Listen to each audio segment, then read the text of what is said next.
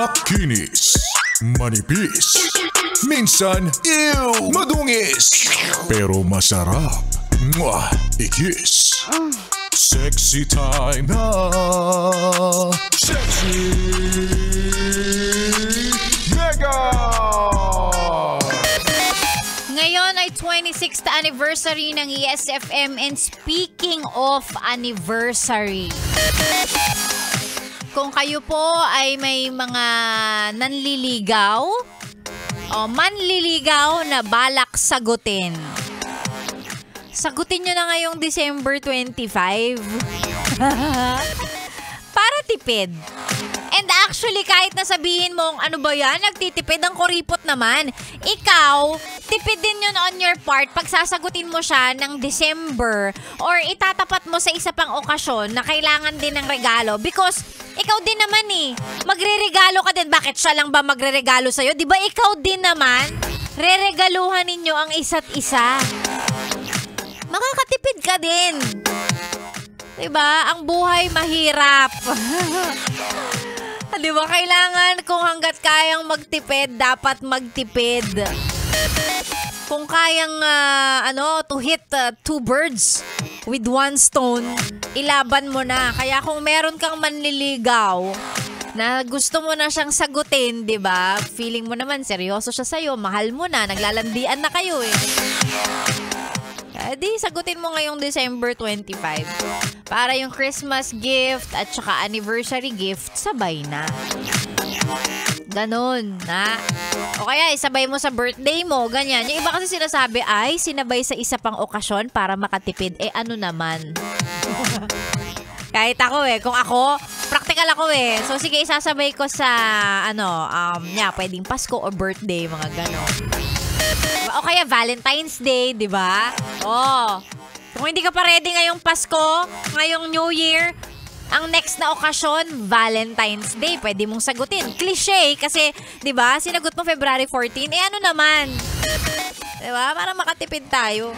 Mahal kaya mag-maintain ng relationship. Hindi ko nga alam kung bakit yung iba nagdadalawa, nagtatatlo, nag-cheat, nagsasabay-sabay pa ng jowa. Ang hirap mag-maintain bukod sa oras. Mai-investan mo ng pera yan Hindi ko alam kung paano nagagawa ng iba yan. Tapos pag tinignan mo, nakita mo mukha naman paa. Mukha ka nang paa, nanloloko ka pa. Bakit may galit? Ano yun? Ay naku, magandang umaga. Sexy Megan po ang inyong kasama ngayong beautiful Friday morning. Mag-hello muna tayo sa mga yes friend nating nakatune in. Ang Layer Salon along Caruncho Avenue sa San Nicolas, Pasig. Sabi ni Ma'am Cynthia, lagi daw nakatune in sa atin ang magagaling nilang hairdresser na si Rain, Justin, Lloyd, and Jane. Nakatune in sa atin. Marami pong salamat. Ingat. Thank you very much. Ganun din kay Ma'am MJ, kay Sir Andrew, pati na rin kay CPO Rocky Negrido from Bacolod.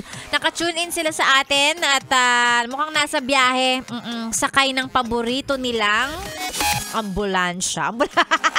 Lagi nakasakay sa ambulansya itong mga to. Hindi naman dahil pasyente sila. Sila kasi yung nagre-rescue. Ganon.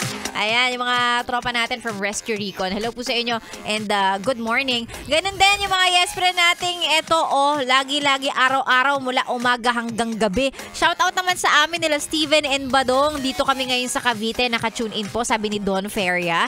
Ganon din kay Isagani. Sabi niya, pa-shoutout naman kay Reynan Paras at sa akin at kay Dante Rosero at kay JR, TSM Marketing, Biyaheng Bulacan. Lagi daw nakatune in sa atin. Yung mga nasa biyahe talaga, alam mo, ang dami ko nakikita. Nung isang araw, isang gabi, nasa may McDonald's kami, yung isang katabi naming SUV, nasilip na sipat ni Rico Panyero, naka 101.1 SFM yung radyo. Diba? Maninilip. Pero nakita namin So sa lahat ng mga nasa biyahe sa mga oras na to at ang radyo sa sasakyan, naka Yes FM. Marami pong salamat. Ingat po kayo sa biyahe. Habaan ng pasensya. Ngayong magpapasko. Tapos Biyernes pa.